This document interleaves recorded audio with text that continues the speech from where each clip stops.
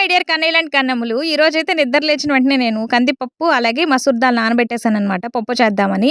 దాంట్లో అయితే కట్ చేసుకున్న టమోటాలు, ఆనియన్స్ వేసేసుకొని, చింతపండుకు బదులుగా నేను మామిడికాయ వేసేసుకొని, మామిడికాయ పప్పులా చేసుకోవాలనమాట. దానికోసం పచ్చిమిర్చి, ఉప్పు, పసుపు, వాటర్ వేసేసి ఒక పక్క పెట్టేసాను. రైస్ కూడా కుక్ చేసేసాను. ఇదైతే మా బాబుకి లంచ్ బాక్స్‌కి మిక్స్డ్ వెజిటబుల్స్‌తో ఫ్రైడ్ రైస్‌లా చేస్తున్నాననమాట. నెయ్యి, ఆయిల్ వేసేసుకొని, ఆనియన్స్ అంతా మగ్గాక కట్ చేసుకున్న వెజిటబుల్స్ అన్నీ వేసేసుకొని, అల్లం, వెల్లుల్లి నేను చాప్ చేసి వేస్తాననమాట. మామూలుగా మాకు చేస్తే పనైతే. పిల్లలు కాబట్టి తినరనేసి ఇలా అల్లం వెల్లుల్లి పేస్ట్ నేను బాగా వేపేసుకుంటున్నాననమాట. తర్వాత అయితే పప్పులోకి నంచుకునే దానికి నేనైతే మునక్కాయతో ఫ్రై చేస్తున్నాననమాట పప్పుల పొడి వేసేసి.